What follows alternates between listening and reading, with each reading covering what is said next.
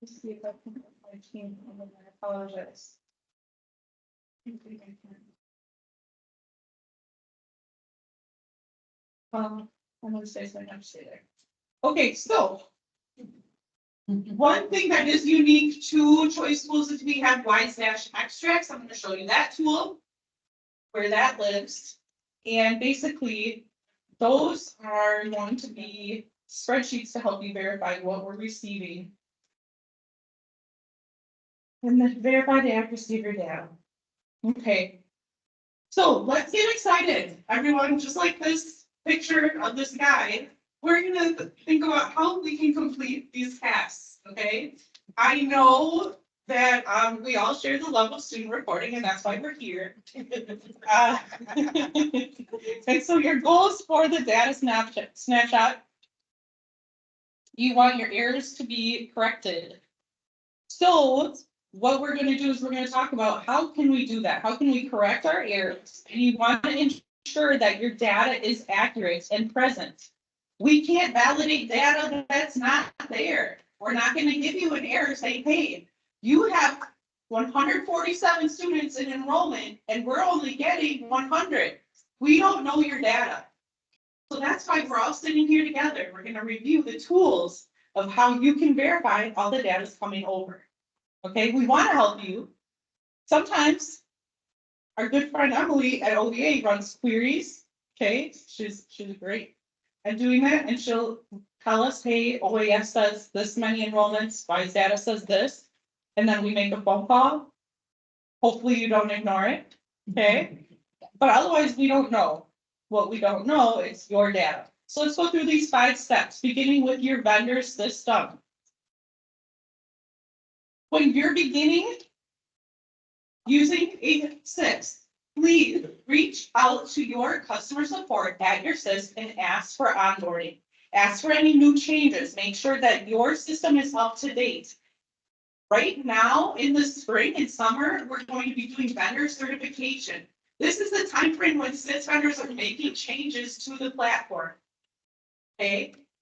You want to make sure that everything's up to date and you know where all the windows live. Because Carrie Bow doesn't. Okay, I'll sit with you and click with you, but that's not a value to your time. So please work with your vendor on getting training. If you have new staff, get them trained, get them ready and comfortable, because we know that this can be a pretty big undertaking. Student reporting.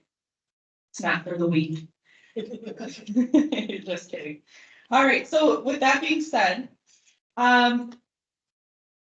verify with your SIS if your data flow is automatically coming over or if this is a manual process. I work with many schools who, rightfully so, think, well, the data's just coming over, right? Unfortunately, that's not reality. It's something that you have to push over for some SIS vendors. You have to hit some buttons, do some data syncing. And sometimes we get no data. And we have to call you and say, where's your data? And you're not aware that nothing came over. So please reach out to your SIS and ask these questions. How do I get my data to come to DPI, to WISEdata?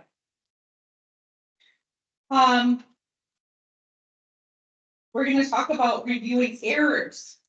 And I'm going to show you some screenshots, really exciting screenshots of the WISEdata system.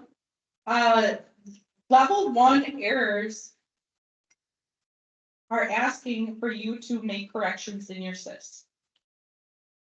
Again, everything that is coming to us, so if we have the name incorrect, birth date incorrect, you need to go and look into your SIS, okay? Now, when I say everything, I'm misspeaking, I'm misleading you, because sometimes in WISEID, which is a separate application that houses all of the students' demographic information in WISEIDs, sometimes that may be incorrect through human error. Something may have been incorrectly entered, and sometimes you have to go into that. So with that being said, we do have a new design. I know I told you that this is vendors make changes during the spring and summer. Well, we made changes as DPI this winter, and it's really nice, and I'm really excited for it. But sometimes change is hard, so I'm here for you. Okay. The home page is so much better, team. I'm happy and I know you're gonna be happy. This homepage shows us the transactions. So when your sis last tried to send us data. And notice here we have your sis listed. This is just an example of Skyward. And it gives us a date and time of the last transaction. Okay, you're looking for a green check mark, ideally. You see the current school year. Why on earth would we have a previous school year listed here? How is that helpful? Does anyone in the crowd know this is a test? Yes. Okay, what is going to be submitted in December? The previous school year. So maybe you made an error in the previous school year and you need to send over changes, right? This is where you would go to verify, did last year's data that I just tried to send over come to WISEdata? Well, we've got a box that's going to show a green check mark. You can get that instant gratification we're all seeking. Okay, right? This is where you can queue imports and validations. There's this orange button here. Nobody wants to wait in line, so push this orange button. And then we will validate your data sooner. You jump the line in the queue, okay? So this is where you're going to begin. This is the heartbeat of your data. This is the data flow pipeline. This is where you can go. It's going to prompt you to the homepage initially. Check your data flow, okay? Again, check your data flow. If your data flow is broken, you're wasting your time working in your SIS. We have so much to do in education. We don't need to waste our time, right? Continuing with step one, the communication status between your vendor and WISEdata. Again, this is the homepage screenshots of showing us the vendor transactions. Wow, it's hard for me. If you have multiple vendors, we would list all of those. A lot of you just have one, so you won't have to worry about that as much. And then it gives a failed transaction rate. Ideally, we're going to stay in the green, but it does give us an orange if you have 16 to 40% errors in your transactions, and a red if you have greater than 40%.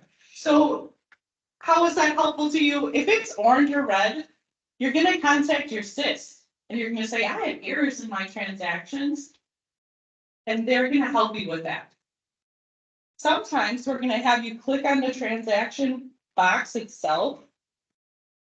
Look at this screenshot here. Wow. And it's going to show you this code. So for example, if we clicked on this box and it says programs, Student Special Education Program Eligibility Association, that's something you would copy and paste in your help ticket to your assist, okay? And you would say, this is the error. And then they would have that insight to say, oh, we're going to work on that together. But otherwise, don't worry about all of that technical stuff. The SIS vendor will be asking for that information. We're on to step two. Can you believe it? We're here already. WISEdata Portal has new design, new data quality screen. I am very enthusiastic about the data quality screen. The whole webpage was redesigned. And at the top, it gives you just a quick need to know information of if you have errors and warnings. Hopefully you don't, but we always do. It gives you the total number of students. Is that helpful or what? Yes. Yes, it is helpful. I'll answer that for you. And then we have the school year filter. So like I said, what are we doing this fall? We're greeting our students that are coming back, and we're working in the previous school year. You're like back to the future. You're working in 23 and 24. You're teaching in 24, 25, right? Use this school year filter. See that? I should be using my laser pointer, but you need to use this school year filter so that you can be viewing your previous school year data to make sure it's ready for the snapshot, which is what today's session is all about. So the data quality screen continued. Critical errors are dark red. when we have this distribution of messages, this is telling you all the good news that you have. We're not looking, we don't want that dark red, but it may be there. Errors are red, unacknowledged warnings are orange. And then if you acknowledge your warnings, they turn to a nice tranquil green blue. Okay, so this is the money. This is it. Okay, Choice Schools, if you weren't listening, listen now. Oh, the graphs here. This is where you're going to use this to analyze if all your data is coming through. Remember, you may have heard me say that we don't know your data, but you do. This is a nice high-level view of grade levels. It'll default. So this is called the data quality indicators. It defaults to grade level, enrollment current. Okay, so you just need to go through and review. Hey, hold on, I should have 80 third graders and I'm only seeing 59. How helpful is that? Very. It's very helpful.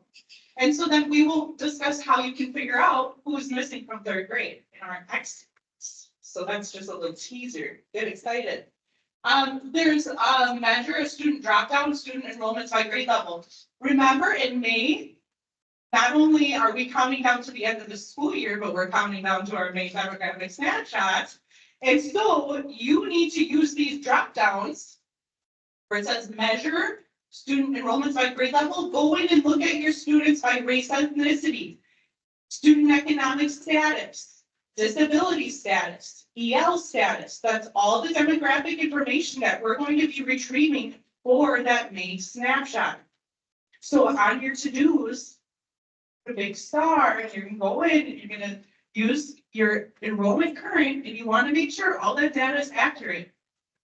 Look at your student demographics using these graphs. It's easy. It's fun. There. I know that was a reach. Okay.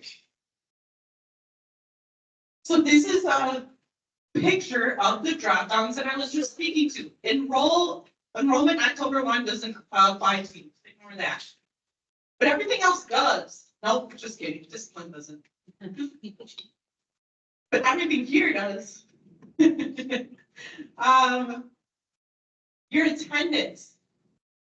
Oftentimes, attendance gets broken in data flow. I'm not sure why. Maybe you have a long-term sub, well, one of the teachers are out on maternity leave and they weren't sure how to submit attendance, whatever it may be. Go through and look at those rates. The rates are actual compared to possible attendance. So in the beginning, if you had a student sick for a week, their rates are going to look terrible in the fall. But here we are in March. Rates should be looking pretty accurate. So go in and look at that, please. Look for the accuracy of your data. We need you to do that so you're ready for your snapshot. Continuing on in step 2, when we run the import and validation, this orange button, I told you it lives on the home screen. It also lives in your validation messages. And again, you can jump the line. This is when we check your data. We run it against the business rules and we throw errors and warnings at you. So you'll hit this Q import and validation. I would encourage you to click the box that says notify me, because we will send you an email when we're done looking at your data. And that's when it's like a cliffhanger. You're like, oh, did my errors clear? Can't wait to find out. Right? So then this page will give you feedback of when the validation was last run, so you can verify that it was actually completed. It is real time. You heard me right. It's real time. So you would need to hit the refresh button in your web browser.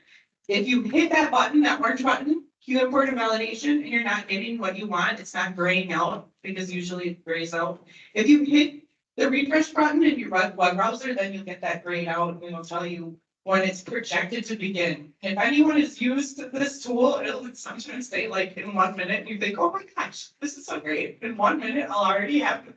It's not, it's lying to you. Yes. Okay, it's not gonna be a minute. Okay. Use the email feature, I said that, it lives on the homepage of the validation message page. Reviewing validations, this is when you read your news, your good news, the errors and warnings. We talked about how you can review your data quality metrics. We're gonna talk now more about correcting your validations in the SIS. So here's some tips. We talked about visualizing the numbers using those graphs on our data quality indicators page. Please, when you're reviewing the previous school year data, prioritize the critical errors. Okay, I value your time. I value your energy. I know sometimes it's fun to do the easy ones. But if it's not a critical error or an error and we're working in previous school year data, make those first. Okay? Challenge yourself. Do the hard stuff first. It's oftentimes those critical errors will prevent data flow. So you gotta fix those first. And then the validation messages. That also has a school year filter. It's not in the screenshot, but it'll live at the top of the screen, like all the other screens we just viewed. So you'll drop that down. You're gonna look at the 23-24 school year, because we're hypothetically in 24-25 when we're preparing for the December snapshot. And this is what the validation messages screen looks like when you have critical errors. So we see those exclamation marks indicating critical errors, the red X's indicating errors, and the yellow exclamation points indicating the warnings that have not been acknowledged.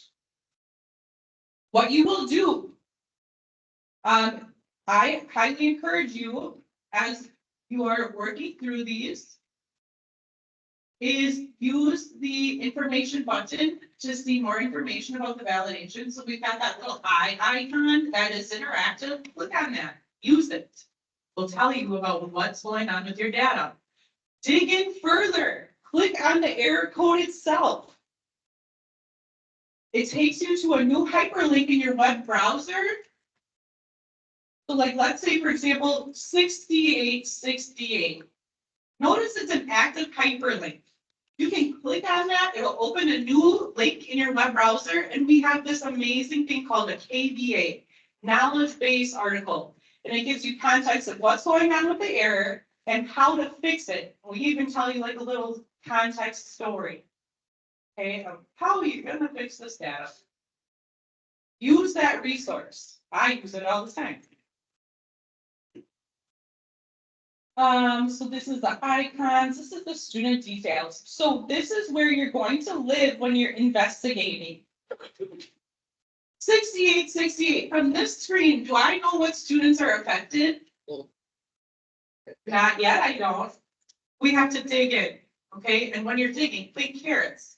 We're gonna click on this little carrot here, next to my exclamation mark, and that's where you're gonna see your students listed that are throwing the errors. Then, next to the student name, there's gonna be a details. You're gonna click on the details, and then you're gonna get a new tab, and it looks like this. This is a student detail, and this is where you're gonna go into all of the information that you're reporting on your students. Notice I said that you've got mail, right, news. These little envelopes are indicating that we've got some news for you, okay? So go in and dig in and see what it is. And this will tell you where your ear is, so you'll know. Try to make it fun for you with an envelope. Okay, so step 2, continued exports. Who loves spreadsheets? Emily? Oh, yeah. I didn't see a lot of hands, so no pressure, okay? This is where you're going to pull spreadsheets of your data. Everything that you're sending from your SIS, like I said, we use that high-level data quality indicator view of the graphs, and you realize some of your third graders are missing. You would go into the exports tab. You would see this list of exports, and you would pull your all enrollment, mass enrollment. You would click download. You would get this beautiful spreadsheet, and you can organize according to grade level. And then you would realize, oh my goodness, that third grade class that we had to add because our third grade is moving is not coming through. We forgot to organize that in the SIS and they're not sending that grade or whatever it could be. So use these exports to dig into your data. Sometimes some wonky things happen. For example, the third Friday of September count. In your SIS, oftentimes there's a manual toggle that you need to hit to say present, absent. I don't know what the other option is for third Friday not receiving services for third Friday of September. For your SIS, you may have to go into each of your choice participants. And depending on your opt-in, opt-out status, maybe even your non-choice participants, and put present, absent, or not receiving services. And if you forgot, heaven forbid, we would throw an error at you, and then you would go into this export, third Friday of September, and you would figure out who's missing. And then you go into your SIS and fix it. This is just giving you exports of particular interest for choice schools. I'm not going to read to it. Data quality alerts. This gives folks anxiety, and I'm here to bring you peace. Okay, so the data quality alerts will populate if you have problems with your data. You're going to go in to learn more because you're going to want to learn more. And we're going to tell you what the issue is and how to resolve it. And then you're going to go into your SIS and fix it. Does that sound familiar? Right? And then after you fix it, you're going to go to WISEdata and you're still going to see this alert. And you're going to call Gary Bowen and be like, but I fixed it. What is wrong with you, GPI? And if we don't take it down, it's not instant gratification. I am so sorry. I wish it was. I want that instant gratification too. It just lives up there until we run a new like schedule query. And then if your school no longer falls within that issue, we take it down. But there's a way to acknowledge it. And we want you to acknowledge it when you fixed it. So that is some gratification for you. This is what the data quality alert looks like. And then where can you acknowledge it? I think I have a screenshot of it. There it is. To acknowledge the alert, blah, blah, blah, blah. You have to be a primary or secondary contact. Don't be generic on so many levels. Everyone in here. Don't be generic. Don't be a generic contact because you can't acknowledge the WISEdata warnings. Okay, so WISEdata Portal tasks. Let's review. We're at 11:43. Who's hungry? Yeah. Make sure that your errors are resolved. Acknowledge your warnings. Oh, I didn't have a screenshot of that. That's another thing that folks do struggle with. I can try to do like a live demo in our sandbox site. And then work on your data quality alerts. Please contact our help desk and answer our calls and emails because we're trying to help you. And I know, I've been in your shoes, okay? I've been in education as a classroom teacher, as an administrator. I know you've got more important things that are right in front of you. And what's important are the students and the families. But we're trying to call you and email you and help you so that we can get your time back to what's most important. Don't wait. Don't you wait until December 8th when the snapshot's December 10th. We can't help you then, okay? A lot of times the system is broken and we say, oh my goodness, what will we do? Okay. Do this regularly. It's like building good habits, right? Check your WISEdata, check your mail, see what kind of errors and warnings you have, and contact DPI if you need help fixing it. Use the KVAs, click on those hyperlinks, read the little story about what's happening with your data and how you can fix it. We have all sorts of resources. And work with your SIS. Be in the know in how you can get help. Because a lot of times you'll contact DPI and we'll say, ooh, that's a SIS thing. We need you to contact your SIS. So have a close relationship with their customer support. the WISE extracts. Can you believe we're already in step 3? Wow, time is flying. This has been fun. The WISE extracts school year filter. Now this is, I'm circling this for a reason. It's confusing. The extracts, let me back up. The extracts live on the exports page, and it's sneaky. You have to scroll. You gotta scroll. You wouldn't even know they're there. Okay? So if you have your computer, go there. Look. You'll be like, wow, I never knew. We have a school year filter at the top of the exports page. And one would naively believe that that school year filter would also control the extracts, but you know what? It does not. So use the school year filter because in 24-25, what data will we be looking at? 23-24. And so you're going to go in and you're going to do 23-24, and then you're going to pull each and every one of these WISE extracts. Do we need to skip any? No. You're going to go into each one of these. If you're in elementary school, you don't have to do high school completion. I'll give you that. But you want to look at all of this data because this is what's going to our WISE dash, which choice schools don't have access to. Not my decision. It's just right now hard to get the data over there.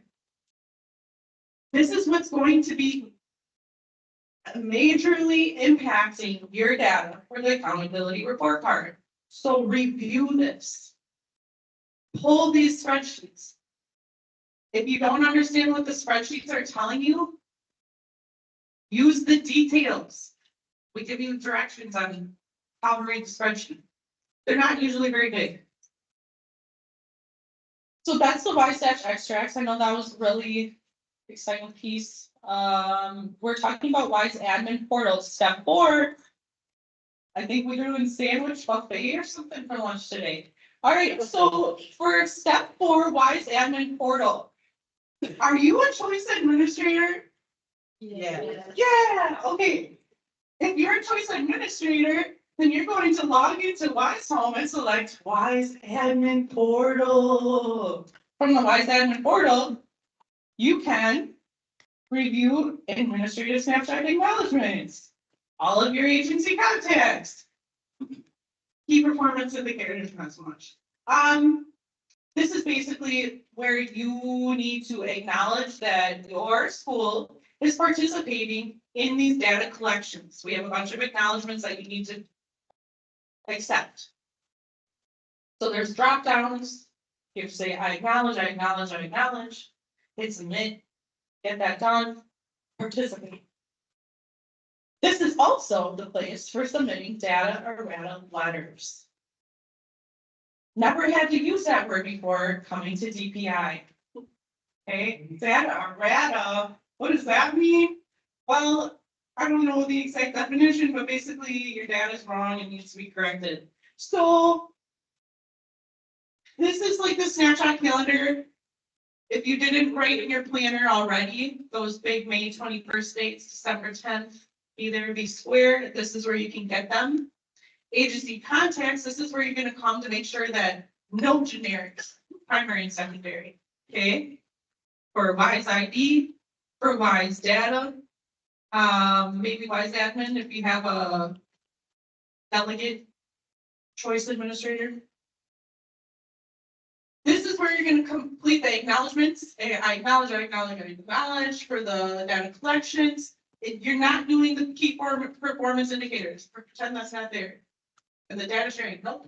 But the data errata, raise your hand if you've ever made a mistake. I'm trying to keep engaged, but I know it's almost lunch. So if you make a mistake, student reporting, if we had the snapshot and you realized, maybe through a phone call or through your own investigation, that the data was not accurate for the snapshot, we need a data errata letter. So basically on school letterhead, they're going to say, well, the enrollment numbers were not accurate. This was from a suspender issue. This was from a whatever issue it may be. We have a lot of examples. for you to see. You would submit this PDF letter explaining the discrepancy in your data using that tool. We want a PDF file and we want no PII. Who knows what PII is? Nancy knows. Personal identifiable information. Personal identifiable information.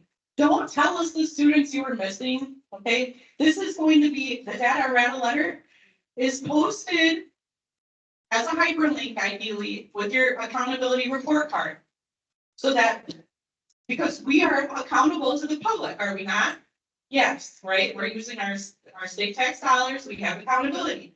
And so when they're looking at your accountability report card, they need to know everybody's not there if you had enrollment issues, or for some reason, our economic status data was completely inaccurate.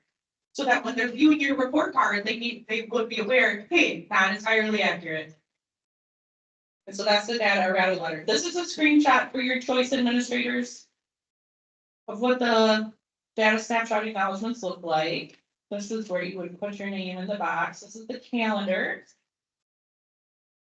Final step 5.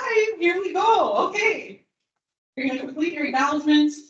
The final days. It sounds so dark. The final days prior to the snapshot. So double check your errors and warnings are resolved. I'm pretty sure most folks are doing that already. Changes other agencies made. Okay, that's a good one. Agencies can change WISEID information. If you're sharing a student, if you had a student transfer, they can edit WISEID information. This can be a good thing and a bad thing. So go in and check your data, because if they made an update to a student name, Yes. and you have a different name, or for William, maybe you had Billy and they said, no, it's William.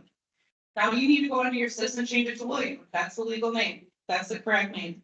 We're not requiring you to use legal documentation to verify, but it's best practice. Double check you have enrollment and choice participant values for all schools and in all grade levels in WISEdata. Okay, I didn't cover this, but I'm going to. Opt-in and opt-out status. You can choose to report only your choice participants, that would be opt-out status of the all-student report card, or you can choose to report everyone and have an inclusive school report card. You're opting in. If that's the case, you need to collect all of the same data for everyone as you would the choice participants. Okay. Make sure that you have the settings on your SIS set accordingly. If you choose to only report your choice participants, there's a setting on your SIS to send choice participants only. There are some benefits to reporting everyone. Not only do we get a clear picture with all the successes that are happening at your school when you opt in, but also we have a tool called Wisconsin Immunization Registry Integration. And as you know, schools are required on an annual basis to submit your immunization data. And schools are burdened with that because a lot of times those painstaking and timely. And we have developed a tool because so many schools have said, help, this is ridiculous, this is a lot. If you opt into the all-student report card, you can attain WISEIDs for all of your students, and you can pull that immunization data from the cloud and it will automatically update in your SIS. No more hours spent inputting immunization records. Even if this doesn't affect. Yes. So we have a tool called Wisconsin Immunization Registry Integration, okay, WIR. If you opt in to the all-student report card, so you report all of your students, you can use that tool to take the immunization data and pull it from the cloud to update into your SIS. So then you don't have to input manually registration data anymore. That's Does your sis have to have a connector with that or? Well, you do have this, if you choose to do that, there's an initial setup piece. It's like, you just work with DHS to get it set up so the data flows. Okay. Yes, but it's a good thing. Schools are excited about it. Yes. Some things to watch for. These are important. It's 11:55. Make sure that you have your choice participant indicator set. Again, make sure you have your choice participant indicator set, because if you didn't set it and you're only reporting your choice enrollments, well, that enrollment's not showing up. Right? Economically disadvantaged status, make sure that's it correct and there. Use those filters on those graphs I showed you. Third Friday of September, that is a graph. That's in the pull drop down. You can pull the third Friday of September, make sure that those values are living there, and your EL status. We need to meet our students' needs. Our English learners are underreported and underserved. I'm not saying that's happening at your school, but as a state. Use the home language survey, identify English learners, and work with your school district and your educators to assess those students and give your educators the tools to meet your English learners' needs. Okay? You can see the ELs values, the access scores on those graphs. I have really helpful documents living in my slide deck. Go there, use the hyperlink. Ask us for help, we'll help you. Submit a help ticket. Again, an active link. Here's data errata letter information on data privacy. More helpful resources, what more could you want? Here's a screenshot of the help ticket. We want your feedback on a lot of our sites on the bottom right. There's this feedback.wi.gov. Click on that and give us your feedback. If there's something that's bothering you and you're saying, I'm looking for this information, I'm on this page, I can't find it. Tell us this. We wanted to make, we actually do take your feedback. We try to make things better. And then using the QR code today, I'm planning the conference next year. That's right, you heard it. So I need your feedback. So use the QR code, open your phone and tell us what you like and what you don't like. Also, today while you're here, tomorrow while you're here, we have open labs. You might benefit from someone walking you through your WISEdata reporting. So go to the Banyan room or the Ironwood rooms where we have our staff waiting to answer your question. Go there. Thank you so much. Enjoy your lunch. We appreciate everything you're doing, more than student reporting. Thank you for spending time with our students. Thank you for building up our educators, and we just appreciate everything that you do. Question. What? You have a question? Yeah. Yes.